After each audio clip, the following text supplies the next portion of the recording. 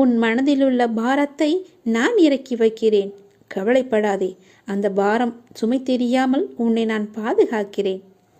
உன்னை விட உனது பிரச்சனைகளை பற்றி உன்னை படைத்தவனுக்கு தெரியாதா? உன்னை படைத்தவன் நான் தான் என்று உனக்கு தெரியும். அப்படி இருந்தும் வீணாக கவலைப்படாதே.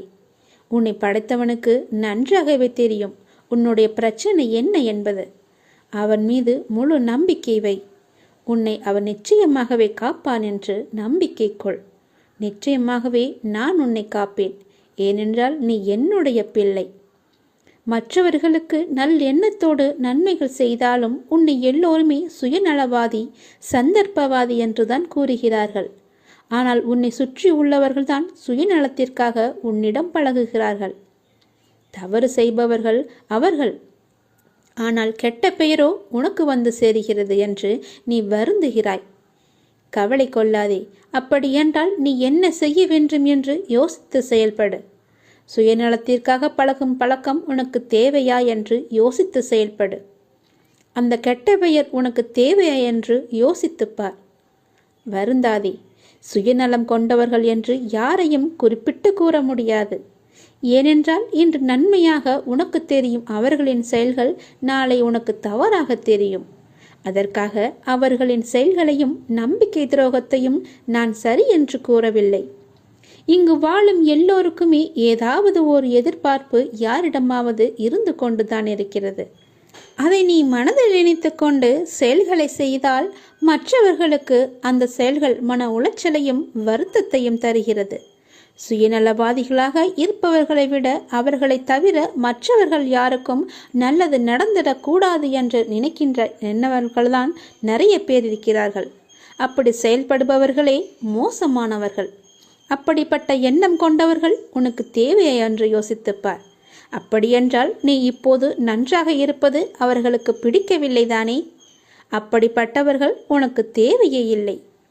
இவ்வுலகில் வாழ்பவர்கள் எல்லோருடைய உயர்வும் மேன்மையும் வீழ்ச்சியும் மாற்றியும் அவர்களுடைய வார்த்தைகளிலும் செயல்களிலும் தான் குடியிருக்கின்றது. அதை வைத்துதான் நீ அவர்களிடம் நட்பு கொள்வதா வேண்டாமா என்று முடிவெடுக்க வேண்டும். உனக்கு நம்பிக்கை துரோகம் இழைத்தவர்களை பற்றி நீ கவலைப்படாதே. இவ்வுலகில் என்றுமே நேர்மையாகவும் உண்மையாகவும் வாழ்பவர்களுக்கு தீங்கு விளைக்கும் வகையில் செயல்புரிபவர்களுக்கான வினை பெரியது என்பதை நீ மறந்து விடாதே. தாமதமாயினும் அவர்கள் நிச்சயமாகவே அதற்குரிய பலனை அனுபவித்து தருவார்கள். இது உனக்கும் பொருந்தும். எனவேதான் எதை செய்வதற்கு முன்பும் ஒரு முறை பல முறை யோசித்து செயல்படு என்று சொல்கிறேன். எதை கொட்டினாலும் அள்ளிவிடலாம். வார்த்தையை கொட்டினால் அள்ள முடியாது. அதை திரும்ப பெறவும் முடியாது. எதற்குமே அஞ்சாதே. உன்னோடும் உன் குடும்பத்தோடும் நான் இருக்கிறேன். என்றுமே உனக்கு துணையாக நானே இருப்பேன். என் வார்த்தைகளை வைத்து நீ அதன்படி செயல்படு. என் வார்த்தைகள் மீது நம்பிக்கை வைத்து செயல்படு. உனக்கு துணையாக என்றுமே இருப்பேன். என் மீது நம்பிக்கை கொள். உன் மனபாரத்தை எல்லாமே இறைவனிடம் ஒப்படைத்துவிட்டு நிம்மதியாக இரு. உன் மனக்கவலையை நான் நிச்சயமாகவே அறிவேன். உனக்கானதை நிச்சயம் உன்னை நான் அடைய வைப்பேன். என்னை நம்பு. உனக்கு எல்லாமே நல்லதாகவே நடக்கும். தந்தையே, வாழ்க்கையில் நீ எப்படி எதிர்காலத்தில் முன்னேறப் போகிறோம் என்ற கவலையோடு மனதில் குழப்பத்தோடு எப்போதுமே இருந்து கொண்டிருக்கிறாய். யார் யாருக்கு என்ன தேவை என்பது அப்பாவுக்கு தெரியும். அதை அவர்களுக்கு கண்டிப்பாக கொடுப்பார். இங்கே தேவையானது பொறுமையும் நம்பிக்கையும் தான். பொறுமையோடு காத்திருந்தால் அவர் அருள்மழை நிச்சயம் உங்கள் மீது பொழியும். அது நாம் எதிர்பார்த்ததற்கு மேலாகவே இருக்கும். நாம் செய்யும் காரியங்களின் பலனையே நாம் திரும்ப அடைகின்றோம். நல்லதாக இருக்கட்டும், அது கெட்டதாகவும் இருக்கட்டும். நல்லதும் கெட்டதும் நம் செயல்கள் மூலமே நமக்கு விளைகின்றது. முன் செய்த பாவ புண்ணிய பலன்களை நாம் இன்று அனுபவிக்கின்றோம். கலங்கக்கூடாது. நான் இருக்கிறேன் என்று உன் மீது நம்பிக்கை வைக்க வேண்டும். என் மீதும் நீ நம்பிக்கை வைக்க வேண்டும். உன்னோடு எங்குமே எப்போதுமே நான் இருக்கிறேன் என்ற நம்பிக்கையை நீ வைக்க வேண்டும். நீ சொல்லாமலேயே உன் பிரச்சனைகளை நான் அறிவேன். எந்த ஒரு மனதில் அன்பும் அக்கறையும் நிறைந்திருக்கிறதோ அந்த மனம் பிறர் துன்பம் உணரும் தெய்வீகமாகும் என்பதை நீ உணர்ந்து கொள். நாம் செய்யும் காரியங்களின் பணையே நாம் திரும்ப அடைகின்றோம். நல்லதும் கெட்டதும் நம் செயல்கள் மூலமே நமக்கு திரும்ப கிடைக்கின்றது. நீ இன்று ஒரு நல்லது செய்தால் அது பல மடங்காக நல்லது உனக்கு கிடைக்கும் எதிர்காலத்தில். நீ இன்று ஒரு துன்பம் சிறிதளவு செய்தால் அது பல மடங்காக பல துன்பமாக உனக்கு பெருகி வரும். அதனால் இன்றே நீ நல்லது செய்ய முற்படு. முன் செய்த பாவ புண்ணிய பலன்களை நாம் இன்று அனுபவித்துக் கொண்டிருக்கிறோம். கர்மா என்ற மூலம் கலங்காதே. நான் இருக்கிறேனே உன்னோடு, எங்குமே எப்போதுமே. உன் வாழ்க்கையில் நீ எங்கும் எதையும் தேடிச் செல்ல வேண்டாம். உனக்கான அனைத்தும் நிறைந்த விஷயங்களாய் நான் உன்னுடன் இருக்கின்றேன். மற்றவர்களை நம்பி வாழ்வது சுயமரியாதை இல்லை என்று நினைக்கும் போது என் குழந்தை என்னிடம் மட்டும் உரிமையாக கேட்பதை பார்த்து நான் ஆனந்தப்படுகிறேன். நீ என்னை அப்பாவாக பார்ப்பதால் தானே என் மீது முழு உரிமை வைத்திருக்கிறாய். என் குழந்தைக்கு என்ன தேவை என்பதை நான் பார்த்து பார்த்து அள்ளி அள்ளி கொடுத்து வாழ வைக்கப் போகிறேன்.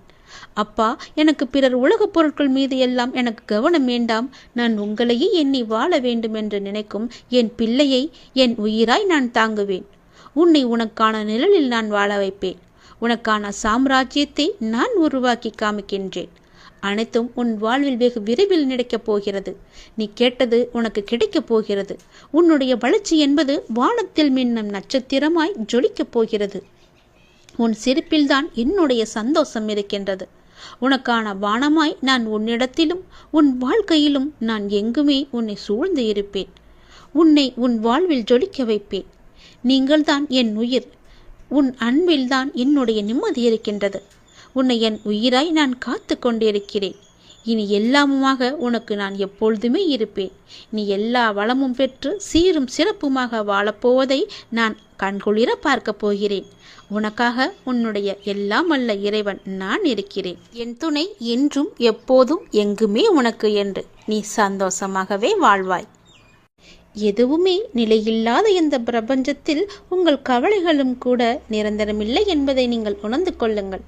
காலத்தோடு கரைந்து போகும் கவலைகளை நினைத்து விலை மதிப்பற்ற நேரத்தை நீங்கள் வீணாக்காதீர்கள். கோடி கோடியாய் கொட்டி கொடுத்தாலும் ஓடும் காலத்தை யாராலுமே நிறுத்த முடியாது. காலம் யாருக்காகவுமே காத்திருப்பதும் கிடையாது. எவ்வளவு கவலைப்பட்டாலும் கடந்த காலத்தை மாற்ற முடியாது. நடந்து முடிந்ததை நினைக்காமல் நடக்கப் போவதை நீங்கள் பாருங்கள். ஓடிக்கொண்டிருக்கும் உங்கள் வாழ்வு இன்று என்ற பொக்கிஷத்தை இப்போது உங்கள் கையில் இருக்கிறது என்பதை நினைத்து வாழ்ந்து தீர்த்து விடுங்கள். மற்றொருவரைப் போல நீ இருக்க நீ நகல் அல்ல. மற்றவரின் சக்தியை விட உன் சக்தி அதிகம் என்பதை நீ உணர்ந்து கொள். உன்னை உனக்குள்ளே தேடிப்பார்.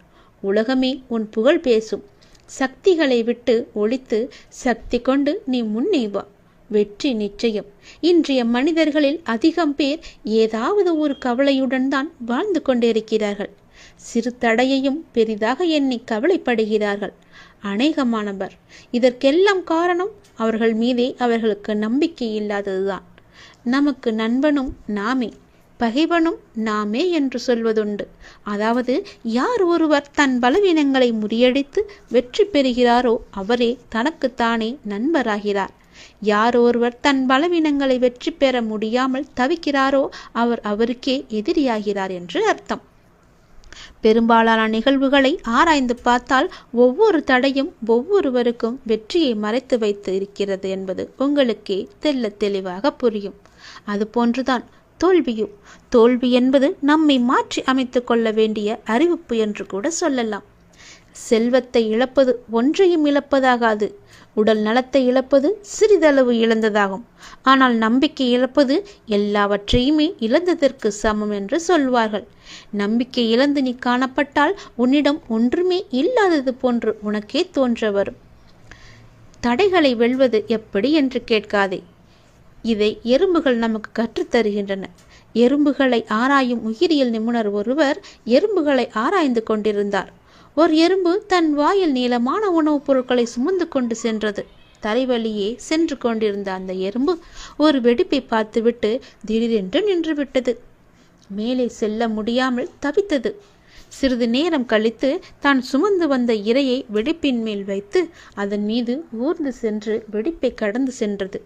பின்பு அந்த இரையை கவ்விக்கொண்டு சென்று விட்டது. எறும்பின் அறிவை நீ பார்த்தாயா? எறும்பின் அறிவு வியப்பை அளிப்பதாக உள்ளது அல்லவா? துன்பம் ஏற்பட்டால் அந்த துன்பத்தையே நீ பாலமாக வைத்து முன்னேற கற்றுக்கொள். நாம் எறும்பிடமிருந்து இதை கற்றுக்கொள்ள வேண்டும். ஒரு மிக சிறிய உயிரியான எறும்பின் தன்னம்பிக்கை நமக்கு இருந்தால் கூட போதும். எந்த தடையும் வெல்ல நம்மால் முடியும். கவலையும் காணாமல் போய்விடும். எத்தனை தடைக்கற்கள் குறுக்கிட்டாலும் உள்ளத்தில் நம்பிக்கை மட்டும் இருந்து விட்டால் போதும். உங்களின் வெற்றியை யாராலுமே தடுக்க முடியாது. தன்னம்பிக்கையோடு செயல்படு. தடைகளை எல்லாம் கடந்து வெற்றியை நீ சுவைத்துக்கொள். பொறுமையை விட மேலான எந்த ஒரு தவமுமே கிடையாது. தோல்விகள் உன்னை சூழ்ந்தாலும் இருளை விளக்கும் கதிரவன் போல அதனை நீக்கி அடுத்தடுத்த வெற்றிப்படியில் நீ முதலடியை எடுத்து வை. முடியும் வரை அல்ல, உங்கள் இலக்கு எதுவென்று உனக்கு தெரியும் அல்லவா? அந்த இலக்கினை நீ அடையும் வரை வெற்றிப்படியை தொட்டு கொண்டே சென்று கொண்டேரு. உனக்கு உன் வாழ்வில் வெற்றி படி நிச்சயமாகவே கிடைக்கும். வெற்றி கிரீடம் உனக்காக மட்டுமே அங்கு இருக்கிறது என்று நம்பி, என்னை நம்பி முழு நம்பிக்கையுடன் செயல்படு. நிச்சயம் உன் வாழ்வில் வெற்றி நிலைத்து நிற்கும். அவசர முடிவுகளை தவிர்த்து பகவான் மீது நம்பிக்கை வைத்து அவரின் கட்டளைக்காக காத்திருப்பவர்களுக்கு கண்டிப்பாக ஏதோ ஒரு மனித உயிரின் மூலமாக உதவி செய்வார் கடவுள் என்பது நிச்சயம் உண்மை. சிலர் தங்களுக்கு அசாதாரணமான திறமையும் எந்த ஒரு கடினமான பணியையும் நிறைவேற்றும் இணையற்ற சக்தியும் இருப்பதாக கருதுகின்றனர். இந்த ஆணவமான பன்மையால் அவர்கள் செய்யும் எந்த பணியும் எதிர்பார்த்த பலனை தராது. தன்னம்பிக்கை என்பது நல்லதுதான், ஆனால் எல்லை மீறினால் அது ஆபத்தானது. மனித ஆற்றல் மற்றும் சக்தியின் வரம்புகளுக்கு அப்பால் தெய்வீக சக்தி உள்ளது என்ற உண்மையை பார்க்க வேண்டும். நம்மை குருடாக்கும் அகங்காரத்துடன் இணைந்த அகந்தை மனிதனின் வீழ்ச்சிக்கு பெருமையே.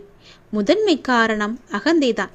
ஒரு குறிப்பிட்ட பிரச்சனையை எதிர்கொள்ளும் போது சிலர் அதை சமாளிக்கும் திறன் கொண்டவர்கள் என்று கருதுகின்றனர். பிரச்சனையின் தன்மையை புரிந்து கொள்ளாமல் அவசர முடிகளை எடுத்து பரிதாபமாக தோல்வியடைந்து நஷ்டத்தையே சந்திக்கின்றனர். ஆனால் நமது வாழும் கடவுளான இறைவனிடம் பிரார்த்தனை செய்வது மூலம் நமது பிரச்சனைகளுக்கு தீர்வு காண முடியும். நமது செயல்களில் வெற்றி பெற முடியும். கடவுளின் அருளையும் வெற்றியையும் அவசரத்தில் பெற முடியாது என்பதை நீங்கள் உணர வேண்டும். கடவுளிடமிருந்து நமது பிரச்சனைகளுக்கு சரியான தீர்வு கிடைக்க நாம் நம்பிக்கையுடனும் எதிர்பார்ப்புடனும் காத்திருக்க வேண்டும். ஒரு பூ பூப்பது அல்லது ஒரு பழம் பழுக்க வைப்பது கடவுளுடைய விருப்பத்தால் மட்டுமே சாத்தியமாகும். அது கூட சிறிது நேரம் எடுக்கும். அதுபோல நமது பிரச்சனைகளை சிக்கல்களை எல்லாம் தீர்க்கும் போது கடவுளுக்கு வழிகாட்டுதலுக்காக கொஞ்சம் பொறுமையாக நாம் காத்திருக்க வேண்டும். கடவுளின் வழிகாட்டுதல் நமக்கு தேவை என்று நினைக்கும் பட்சத்தில் நாம் பொறுமையாக நம்பிக்கையுடன் காத்திருக்க வேண்டும். எதிர்பார்ப்புடன் காத்திருப்பது தவிர்க்க முடியாதது. நாம் கடவுள் மீது உறுதியான நம்பிக்கையை வைத்து ஆழ்ந்த பக்தியுடன் பிரார்த்தனை செய்தால் கடவுள் நமது சிக்கலான பிரச்சனைகளை தீர்க்க கண்டிப்பாக உதவுவார். எந்த வேலையை செய்தாலும் சரி, ஒவ்வொரு கணமும் அசைக்க முடியாத நம்பிக்கையை கடவுள் மீது நாம் கடைப்பிடித்தால் பக்தன் தான் விரும்பிய மனோதாரங்கள் அனைத்திலும் நிறைவு பெறுவான். எந்த விஷயத்தையுமே எளிதாக செய்ய முடியும். சீக்கிரம் உங்கள் பிரார்த்தனைகள் அனைத்தும் நடக்க எல்லாம் வல்ல இறைவன் மீது பிரார்த்தனை செய்யுங்கள். இறைவன் மீது நம்பிக்கை வைத்து பிரார்த்தனை செய்து பொறுமையாக காத்திருங்கள். உன்னுடைய வேண்டுதல்கள் நீண்ட நாள் பிரச்சனைகள் என எல்லாம் தீரும் வரைக்கும் அந்த கடவுள் மீது முழுமையான நம்பிக்கை, அசைக்க முடியாத நம்பிக்கையுடன் பொறுமையாக நாம் காத்திருக்க வேண்டும். எப்போதும் அசையாத நம்பிக்கையுடன் நாம் இருக்க வேண்டும். நாம் சொல்லிவிட்டோம், நமக்கு செய்ய கடவுள் இருக்கிறார் என்ற நம்பிக்கையோடு அவர் மீது முழுமையான பக்தி கொண்டு நாம் காத்திருக்க வேண்டும். உன்னுடைய வாழ்க்கையில் நீ எப்படி எதிர்காலத்தில் முன்னேறப் போகிறோம் என்ற கவலையோடு மனதில் குழப்பத்தோடு எப்போதுமே இருந்து கொண்டிருக்கிறாய். அது உனக்கு தேவையே இல்லாத விஷயம். நீ கவலையே படாதே. விரைவில் உனக்கான மாறுதல்கள் எல்லாம் ஏற்பட போகிறது. அந்த மாறுதல்கள் எப்படி இருக்கும் என்று நீ பயப்படாதே. அது நன்றாகவே இருக்கும். உன் எதிர்கால வாழ்க்கைக்கு ஏற்ற மாறுதல்களாக இருக்கும். நல்ல மாறுதல்களாக இருக்கும். அந்த மாறுதல்கள் ஏற்பட போகிறது. விரைவாகவே உன் வாழ்வில் அனைத்து மங்களங்களுமே உண்டாகப் போகிறது. உன் முன் ஜென்ம தொடர்பு ஒன்று உன்னை தேடி வரப்போகிறது. எப்போதோ உள்ள தொடர்பு உன்னை தேடி வந்து கொண்டிருக்கிறது. உனக்கும் அதற்கும் முன் ஜென்ம தொடர்பு ஒன்று எப்பொழுதும் இருந்து கொண்டே இருக்கிறது. அது உன்னை தேடி வந்து கொண்டிருக்கிறது. நீ நினைத்தது நடக்கவில்லையா? நான் தான் காரணம். உனக்கு எது நல்லதோ அதை மட்டும்தான் நான் நடத்துவேன். நீ கோபத்தில் புலம்பினாலும் அதற்கெல்லாம் நான் கவலைப்பட மாட்டேன். கோபத்தில் நீ என்னை திட்டினால் கூட நான் அதை பெரிதாக எடுத்துக்கொள்ள மாட்டேன். உன்னை திட்டும் உரிமை எனக்கு இருக்கும்போது நீ என்னை திட்டும் உரிமை உனக்கு கிடைக்காதா? நிச்சயம் உண்டு. உனக்கென்று படைக்கப்பட்ட ஒன்று உன்னை வந்து சேரும் நாள் வெகு தொலைவில் இல்லை. நீ தவமாய் வேண்டி நின்ற உன் வேண்டுதல் நிறைவேறப் போகிறது. நீ சிந்திய கண்ணீர் இனி ஆனந்த கண்ணீராக மாறும். உன் பொறுமையும் நம்பிக்கையும் இனி வீண் போகாது. செல்வமே, நீ மகிழ்ச்சியுடன் வாழப்போகிறாய். உனக்கானது உன்னிடத்தில் வந்து சேரும் நேரத்தை நீ நெருங்கிவிட்டாய். குருவை துதிப்பதற்கு மிஞ்சிய செயல் வேறொன்றுமே கிடையாது. குருவே மும்மூர்த்திகளின் அவதாரம். குருவின் மீது திட நம்பிக்கை இருந்தால் உனக்கு நல்லது மட்டுமே நடக்கும். ஒருவன் முழு மனதுடன் நம்பிக்கையுடன் என்னை நாடி என்னிடமே வந்தால் அவன் உடல் ஆன்மா இரண்டை பற்றியும் எந்தவித கவலையும் கொள்ள வேண்டியிருக்காது. நான் உன்னுடன் எப்பொழுதுமே இருப்பேன். உனக்குள்ளே இருப்பேன். உனக்கு புறத்தும் இருப்பேன். நீ எப்படி இருந்தாலும் என்ன செய்தாலும் அவ்வாறு நான் உனக்கு துணையாகவே இருப்பேன். தேவர்களும் பிறப்பெடுக்க விரும்பும் மானிட பிறப்பில் செய்வதற்கு எத்தனையோ இருக்கின்றது. இது தெரியாமல் மாயையில் திளைத்து பொறாமை, கோபம், துவேஷம், உதாசீனப்படுத்துதல் போன்ற செயல்களில் நாம் உழன்று கொண்டிருக்கிறோம். புனரபி ஜனனம் புனரபி மரணம் என்பது போல இந்த உலோகத்தில் பிறப்பதும் இறப்பதுமான சுழற்சி நடந்து கொண்டுதான் இருக்கும். எதற்காக இந்த மனித ஜென்மம் எடுத்திருக்கிறோம் என்று கேட்கிறார் ஒருவர். பல வகைகளில் வழி தவறி ஓடும் மனதை அவர் மீது வைத்து கவலை இல்லாமல் இருக்கும்படி கோருகிறார். வழி தவறிய மனதை அப்பாவிற்கு அர்ப்பணம் செய்ய வேண்டுமென்றால் முதலில் நம் மனதை நாமே கட்டுப்படுத்தி அதற்கு பிறகு பகவானுக்கு நாம் அர்ப்பணம் செய்ய வேண்டும்.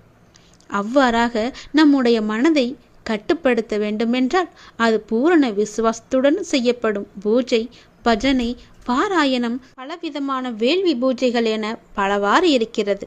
அவற்றால் மட்டுமே முடியும். கலியுகத்தில் நாமஸ்மரணை மட்டும் போதும் என்கிறார் நம்முடைய கடவுள். கண்மூடித்தனமாக இல்லாமல் எனது பக்தர்களாக இருங்கள் என்பதை நினைவு கூறுகிறார். கவனத்தோடு மனதை ஒருமுகப்படுத்தி கொண்டு என்னுடைய நாமத்தை நீங்கள் ஸ்மரணம் செய்து கொண்டே வாருங்கள். உங்களுடைய வாழ்வில் எல்லாமே நல்லதாகவே அமையும். கடல் அலை போல 1000 துன்பங்கள் எனக்கு வந்தாலும் நான் விரும்பும் இறைவன் என்னை கச்சியம் கரை சேர்ப்பார் என்ற நம்பிக்கை உனக்கு முழுமையாக இருக்கிறது. அதனால் எந்த கவலை, எந்த துன்பம் வந்தாலும் உன்னை ஒன்றும் செய்துவிட முடியாது. நானே பார்த்து கொள்கிறேன். எல்லா பொறுப்பும் என்னுடையது. அப்பா இறைவன் நான் இருக்கும்போது உனக்கு ஏன் இந்த வீணான கவலை? எல்லாவற்றையுமே இறைவனிடம் செலுத்து. எல்லாம் நல்லதாகவே நடக்கும். முன்னேற்றமே இல்லாமல் இருக்கிறதே என்ற மனோபாவத்தை நீ விட்டொழி. மெதுவாக முன்னேறுவது எவ்வளவோ மேல் என்ற நிலையில் பயணத்தை தொடரு. ஆளை கொள்ளும் கவலைகளை புறம் தள்ளி ஆளுமையை தரும் தன்னம்பிக்கையை ஆடையாக அணி. எளிதானதை நோக்கி செல்லாதே, சரியானதை நோக்கி செல். வாழ்க்கை ஒரு அற்புத பரிசு. அதை நீ மகிழ்வாக வாழ முயற்சி செய்யுங்கள். என்னுடைய துணையோடு. உங்களை தவிர வேறு எதிலும் நம்பிக்கை கொள்ளும் என் மனதை மாற்றுங்கள் என்று என்னிடம் நீ சொன்னி அழுதாய் அல்லவா? உனக்கும் எனக்கும் முன் ஜென்ம தொடர்பு இருக்கிறது.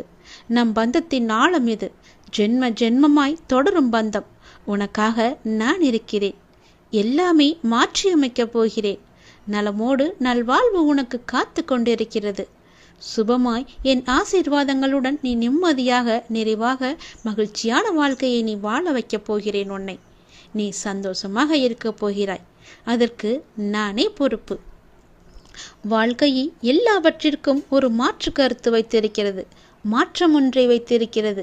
அது நமக்கு பிடித்திருக்கிறதா இல்லையா என்பதை பற்றியெல்லாம் அதற்கு கவலை இல்லை. சூழ்நிலைக்கு ஏற்ப நீ உன் மனதை திடப்படுத்த வேண்டும். 2 வார்த்தை பேச வேண்டிய இடத்தில் அதிகம் பேசுவது தவறு. ஆலோசனை கூறும்போது உன் கருத்தை பிறரிடம் கூறி சொல்வது தவறு. அதுபோல் நேர்மையாக பயணித்து தோற்பதும், முடிந்தவரை போராடிய பின் தோற்பதும் வெற்றி பெற்றதற்கு சமம் என்று அர்த்தம் கொண்டு மீண்டும் மீண்டும் நீ முயற்சி செய்.